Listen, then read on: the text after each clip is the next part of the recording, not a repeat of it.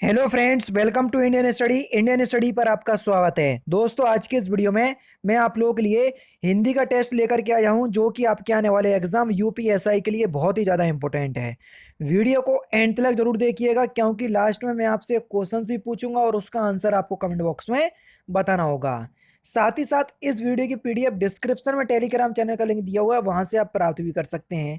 पहला क्वेश्चन दोस्तों आपके सामने, संदेश राचक के रचनाकार कौन है? जल्दी बताइए, संदेश राचक के रचनाकार कौन है? तो आपका जो सही आंसर हो जाएगा वह हो जाएगा अब्दुल रहमान। अब्दुल रहमान जो है ये संदेश राचक के रचनाकार हैं। दूसरा ऑप्शन यहां पर आपका बिल्कुल क्या हो जाएगा, करेक्ट हो जाएगा। नेक्स्ट क्वेश्चन, यद्यपि का सही संधि विच्छेद आपको बताना है। यद्यपि का सही संधि विच्छेद आपको बताना है। तो यद्यपि का जो आपका सही संधि विच्छेद होगा वह क्या हो जाएगा, यदि प्लस अपि।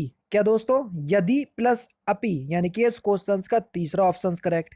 जब संधि में आपको अच्छे से पढ़ाऊंगा, ये सारे नियम मैं आपको बताऊंगा और मैं इस तरीके से संधि को पढ़ाने का प्रयास करूंगा कि एक नियम से ही आप लगभग सारी चीजें सीख पाओगे। ठीक है।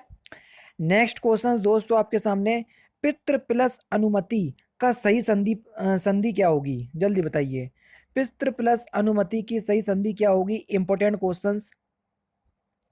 तो आपका जो सही आंसर हो जाएगा वह हो जाएगा पितृ अनुमति, यानी कि इस क्वेश्चंस का तीसरा ऑप्शन यहाँ पर आपका बिल्कुल करेक्ट। अगर हम यहाँ सर आपसे बोल देंगे कौन सी संधि होगी, तो यहाँ पर आपकी यण संधि होगी। ठीक है। नेक्स्ट क्वेश्चन से आपका, व्याकरण की दृष्टि से प्रेम शब्द क्या है? जल्दी बताओ, व्याकरण की दृष्टि से प्रेम शब्द क्या है? जल्दी बताइए सर। तो व्याकरण की दृष्टि से प्रेम शब्द जो है वह क्या है सर?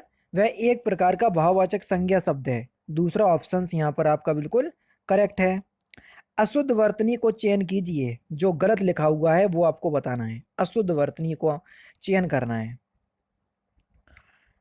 तो आपका जो सही आंसर हो जाएगा वह क्या हो जाएगा, अभीष्ट और सुशोभित। तीसरा ऑप्शन जो है वो आपका बिल्कुल क्या हो जाएगा, करेक्ट हो जाएगा। नेक्स्ट क्वेश्चन सर आपके सामने, निम्नलिखित में से चार विकल्पों में से दिए गए सही काल वाला विकल्प पहचानिए। ठीक है, सही काल वाला आपको विकल्प पहचानना है। यदि मैं स्टेशन पर, यदि मैं समय पर स्टेशन पहुंचता तो मेरी गाड़ी ना छूटती। तो बताइए कि इसमें सही आंसर क्या होगा, कौन सा काल होगा? तो यहाँ पर जो आपका सही आंसर होगा वह होगा हेतु हेतु मद भूतकाल। दूसरा ऑप्शन यहाँ पर आपका बिल्कुल क्या हो जाएगा, करेक्ट हो जाएगा। देखो, भूतकाल में एक क्रिया का होना दूसरी क्रिया पर निर्भर करता है, तो वहां पर आपका हेतु हेतु मद भूतकाल होता है। ठीक है। नेक्स्ट क्वेश्चन से आपका, यहाँ पर आपको क्या करना है, चार विकल्प दिए गए हैं, सही वाला, सही काल वाला विकल्प बताना है भाई, आपको बताना है। दीपा पौधों को पानी दे रही थी, इस वाक्य में कौन सा काल है? जल्दी बताओ। दीपा पौधों को पानी दे रही थी, तो यहाँ पर अपूर्ण भूतकाल है। क्या सर? अपूर्ण भूतकाल है। पहला ऑप्शन करेक्ट। कथा का बहुवचन क्या होगा? कथा का आपको बहुवचन बताना है सर। तो कथा का बहुवचन हो जाएगा आपका कथाएं। चौथा ऑप्शन यहाँ पर आपका बिल्कुल करेक्ट। नेक्स्ट क्वेश्चन स्टार्ट करने से पहले मैं आपको बता दूं, दोस्तों मैं डेली बेसिस पर अनअकैडमी पर हिंदी पढ़ा रहा हूँ। हिंदी को टॉपिक वाइज कवर कर रहा हूँ। कारक अभी आपका टॉपिक चल रहा है। आज ही आपका ये टॉपिक स्टार्ट हुआ है। आज की सुबह 11 बजे जब मैंने क्लास ली थी, तो कई बच्चे आए थे और उनको इतना मज़ा आया वीडियो, मतलब लाइव क्लास देखने के बाद मैं आपको कुछ बता नहीं सकता। अगर बताऊंगा तो आपको ये लगेगा कि मैं अपने मुंह से अपनी तारीफ कर रहा हूँ। मैं तो आपसे एक ही बात बोल रहा हूँ कि आप एक बार अनअकैडमी पर आओ। मैं आपको हिंदी कैसी करवा रहा हूँ, कैसी कवर करवा रहा हूँ, आप देखो। आपको ये लग रहा है कि फ्री में पढ़ा रहे हैं, पता नहीं कैसा पढ़ा रहे होंगे। एक बार मेरे कहने से आओ। अगर आपको वहां मजा ना आए तो डिसलाइक कर देना वीडियो और चले जाना, मुझे कोई आपत्ति नहीं होगी। लेकिन एक बार मेरे कहने से जरूर आओ।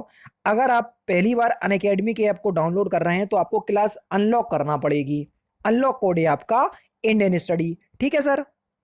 और अब तो और भी अच्छी चीज़ है कि अनअकैडमी आप लोगों के लिए एक ऐसा ऑफर लाई है, अगर आप 19, 20 और 21 अप्रैल के बीच अनअकैडमी के प्लस सब्सक्रिप्शन को खरीदते हैं तो 1 साल के सब्सक्रिप्शन पे आपको 2 महीने का जो सब्सक्रिप्शन है वो बिल्कुल फ्री ऑफ कॉस्ट दिया जाएगा। यानी कि अगर आप 1 साल का सब्सक्रिप्शन परचेस करते हैं तो आपको 14 मंथ तक उस सब्सक्रिप्शन को एक्सेस करने का मौका मिलेगा।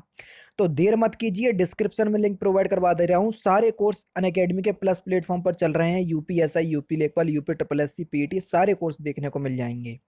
तो डिस्क्रिप्शन में दिए गए लिंक से इस कोर्स को परचेस कर सकते हैं। रेफरल कोड की जगह अपने चैनल का नाम इंडियन स्टडी अप्लाई कीजिएगा तो इंस्टेंट 10% का डिस्काउंट भी प्राप्त हो जाएगा। अब देख लेते हैं नेक्स्ट क्वेश्चन। जीवन के निर्माण में नियति का महत्वपूर्ण स्थान होता है। गहरे मुद्रित शब्द का समानार्थक शब्द बताइए। नीति का समानार्थक शब्द क्या होगा, जल्दी बताइए। तो नियति का समानार्थक शब्द होगा भाग। चौथा ऑप्शन करेक्ट। यहां पर देख लीजिए, जीवन में उन्नति चाहते हो तो परिश्रम करो। उन्नति का आपको समानार्थक शब्द बताना है कि उन्नति का समानार्थक शब्द क्या होगा। तो उन्नति का समानार्थक शब्द होगा सर विकास। तीसरा ऑप्शन करेक्ट। नेक्स्ट क्वेश्चन से आपका कि प्राचार्य महोदय ने उसे घर जाने की अनुमति प्रदान कर दी। अनुमति का आपको क्या बताना है सर, समानार्थक शब्द बताना है। अनुमति का समानार्थक शब्द क्या होगा, आपका सही आंसर हो जाएगा अनुज्ञा। यानी कि इस क्वेश्चन का चौथा ऑप्शन करेक्ट। तत्सम शब्द का चयन कीजिए, कौन सा शब्द जो है वो तत्सम शब्द है, जल्दी बताइए। अश्रु। अश्रु शब्द जो है वो एक तत्सम शब्द है। पहला ऑप्शन करेक्ट। विमुख का विलोम शब्द बताना है, जल्दी बताइए सर। विमुख का विलोम शब्द क्या होगा। तो विमुख का विलोम शब्द हो जाएगा उन्मुख। क्या होगा सर, उन्मुख। दूसरा ऑप्शन करेक्ट। अग्ग का विलोम शब्द क्या होगा, जल्दी बताइए सर।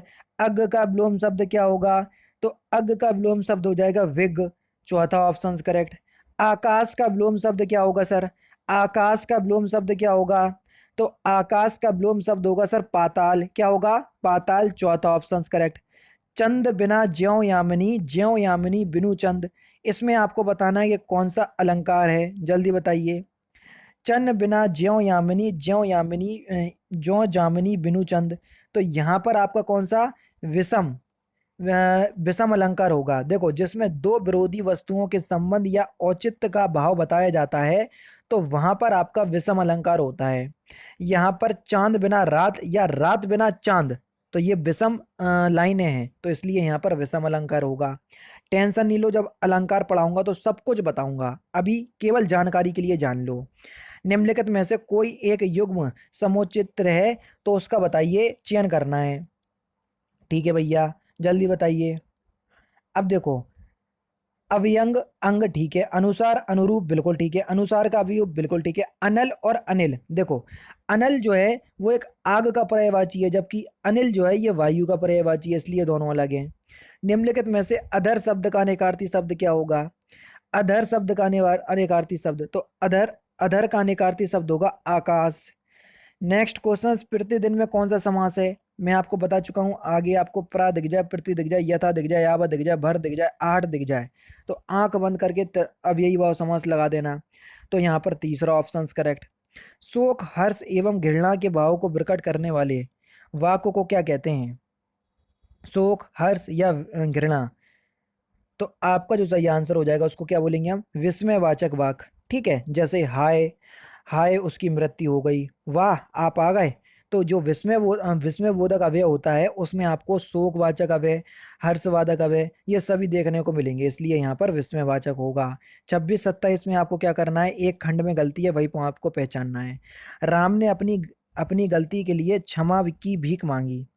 अब इसमें बताना है किस पार्ट में गलती है। तो देखो, क्षमा मांगना, भीख मांगना ये मतलब अलग एक ही बात है लगभग देखी जाए, लेकिन भीख वर्ड जो है वो गलत है। राम ने अपनी गलती के लिए क्षमा मांगी, तो ये नहीं आएगा। ठीक है, तो चौथे पार्ट में गलती है।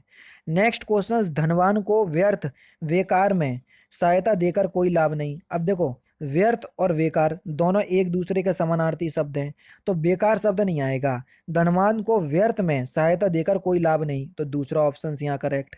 अव्यागत शब्द का सही उपसर्ग आपको बताना है। उपसर्ग किसी भी शब्द के आगे लगाए जाते हैं, कई बार मैं आपको बता चुका हूं। तो अव्यागत में कौन सा उपसर्ग होगा सर, अभी उपसर्ग होगा, पहला ऑप्शन करेक्ट।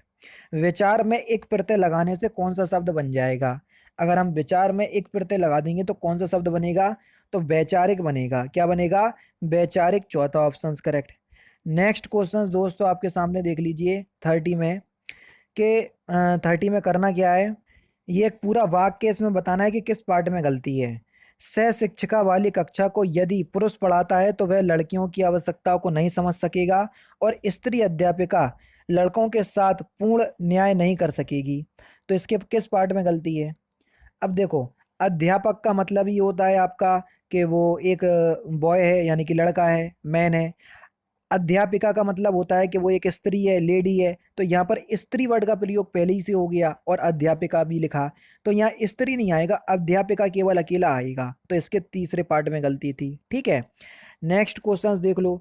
मंच पर से घोषणा हुई कि जो लोग यहाँ बैठे हैं वे यहीं बैठे हैं। बताओ इसके किस पार्ट में गलती है? तो यहाँ पर आपका सही आंसर क्या हो जाएगा? यहाँ पर आपका सही आंसर क्या हो जाएगा, जल्दी बताइए। मंच से घोषणा हुई, मंच पर से नहीं, तो पर नहीं आएगा यहाँ पर, मंच से घोषणा हुई। तो यहाँ पर पहले पार्ट में ही गलती है। नेक्स्ट क्वेश्चन से आपका कि अंडज का आपको वाक्यांश बताना है। वाक्यांशों के लिए एक अर्थ आपसे पूछते थे, अर्थ आपका दिया है, वाक्यांश आपसे पूछा है। तो जल्दी बताओ अंडज किसको देंगे या किसको कहेंगे?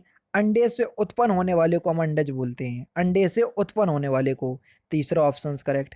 वाक्यांशों के लिए एक शब्द बताना है अब आपको, बहुत ही कठोर और बड़ा आघात, उसको हम क्या बोलेंगे? बहुत ही कठोर और बड़ा आघात, उसको क्या बोलेंगे हम?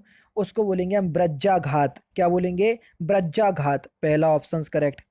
जब क्रिया का संबंध कर्म से हो वहां वाक्य होगा कैसा? जल्दी बताओ। जब क्रिया का संबंध कर्म से हो तो वहां पर कौन सा वाक्य होगा?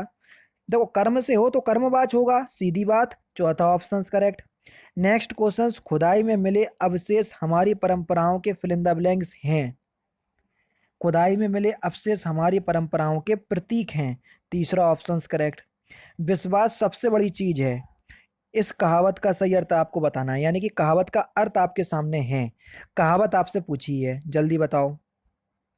तो सही आंसर हो जाएगा मानो तो देव नहीं तो पत्थर, यानी कि इस क्वेश्चन का तीसरा ऑप्शन करेक्ट। इस कहावत का अर्थ होगा विश्वास सबसे बड़ी चीज है। नेक्स्ट क्वेश्चन, डरपोक राधे श्याम हरदम अपनी बहादुरी की फिल इन द ब्लैंक्स रहता है। इसमें सही आपको मुहावरा बताना है कि सही मुहावरा क्या होगा। डरपोक राधे श्याम हरदम अपनी बहादुरी की डींगे मारता रहता है या डींगे हाँकता रहता है। तीसरा ऑप्शन करेक्ट। रस सूत्र के जनक माने जाते हैं कौन? रस सूत्र के जनक कौन माने जाते हैं? तो आपका सही आंसर हो जाएगा भरत मुनि। पहला ही ऑप्शन यहाँ पर आपका बिल्कुल करेक्ट। नेक्स्ट क्वेश्चन, प्रवाह लाने के लिए छंद की पंक्ति में ठहरना क्या कहलाता है? छंद मैं पढ़ा चुका हूँ अनअकैडमी पर, पढ़ोगे तो सब समझ में आएगा। ठहरना जो होता है छंद में, तो ठहरने को हम क्या बोलते हैं सर? यति बोलते हैं। क्या कहते हैं? यति। दूसरा ऑप्शन यहाँ पर आपका बिल्कुल करेक्ट है।